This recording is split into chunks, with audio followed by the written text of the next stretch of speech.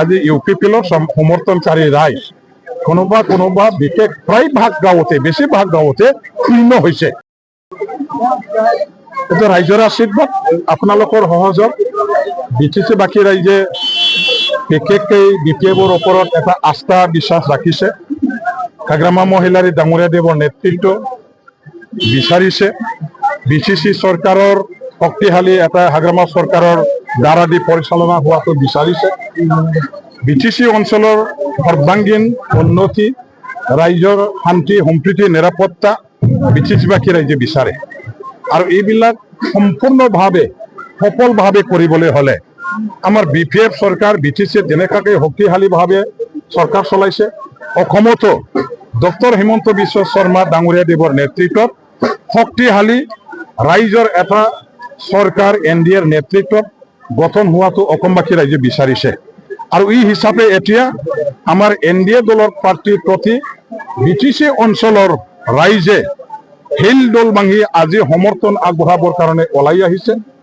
এই ধৰণৰ আজি ৰাইজৰ জনসমাগম, ৰাইজৰ বিপুলভাৱে সঁহাৰি সমৰ্থন সহযোগ, আজি আমি গৰুপেল্লা অঞ্চলৰ ৰাইজৰ যেনেকুৱা ধৰণৰ তেওঁলোকৰ অংশগ্ৰহণৰ দ্বাৰা দি সমৰ্থন জনোৱা আজি আমি ইয়াতো দেখিবলৈ পাইছো। মই সঁচাকৈ গৰুপেল্লা অঞ্চল চাৰিওপিনে যিবিলাক আজি গাঁও আছে, এই গাঁওবিলাকৰ পৰা অহা আজিৰ মিটিঙত যিসকলে অংশগ্ৰহণ কৰিছে, ইয়াত বেংগলী ভাই ককাইসকল আছে, ৰাজবংশী ভাই ককাইসকল আছে, মুছলিম ভাই ককাইসকল আছে, বড়োসকল আছে, সকলো জাতি জনগোষ্ঠীৰ মানুহবিলাকে আজি খুব ধৈৰ্য সহকাৰে দীঘলীয়া সময় ধৰি আজি এই সভাখনত এই মিটিংখনত যেনেকুৱা ধৰণৰ সহযোগ আগবঢ়ালে, তেখেতসকলৰ মনত তেখেতসকলৰ মুখত এটাই ভাষা এটাই আশা, এইটো হ'ল NDAৰ সমৰ্থিত প্ৰাৰ্থী ৰবিৰাম নাৰ্জাৰী অৰ্থাৎ মোক ২ নং দতমা সমষ্টিৰ পৰা ৰেকৰ্ড ব্ৰেক কৰি পেলাই জিকাই দিব লাগে। আৰু ইয়াৰ বাহিৰে এই অঞ্চলৰ ৰাইজৰ একো তেনেকুৱা ধৰণৰ এজেণ্ডা নাই।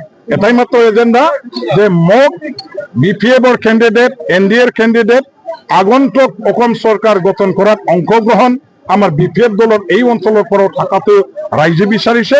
যাৰ কাৰণে আজি স্বতঃস্ফূৰ্তভাৱে ৰাইজে অশেষ কষ্ট কৰি ধৈৰ্য ধৰি আমাৰ মিটিংখনত হাজাৰ হাজাৰ মহিলা, আমাৰ ইয়াত মানে গাভৰু যুৱক, আমাৰ মানে যিবিলাক বয়োজ্যেষ্ঠ নাগৰিকসকলেও ডেকাসকলেও বলে বলে আহি পেলাই যোগদান কৰিছে, সহযোগ আগবঢ়াইছে।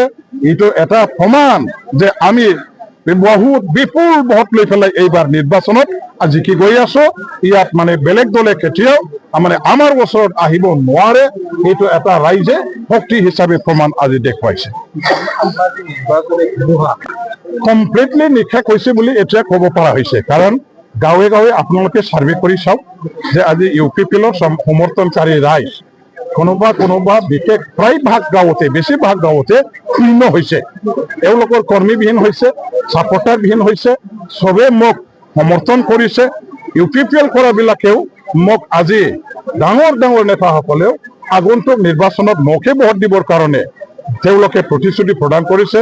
যিবিলাকে এতিয়ালৈকে যদিও আমাৰ বিপিএফ দলত যোগদান কৰা নাই, কিন্তু ভোটটো তেখেতসকলে মোকে দিবৰ কাৰণে তেওঁলোকে সিদ্ধান্ত লৈছে, প্ৰতিশ্ৰুতি প্ৰদান কৰিছে। আৰু সৰ্বসাধাৰণ যিবিলাক ৰাইজ, যিবিলাকৰ মাজত আজি ইউপিপিএল আছিল, সেইবিলাকতো ইউপিপিএল এতিয়া উৰি গৈছে। এতিয়া ইউপিপিএল নাই, এতিয়া মৈদান খালী, একেবাৰে মানে ফিল্ডটো খালী মই দেখিবলৈ পাইছো। এতিয়া গ'ল কিপাৰ বিহীন গ'লত মই গ'ল মাৰি গ'ল খোৱাবৰ কাৰণেহে গৈ আছো।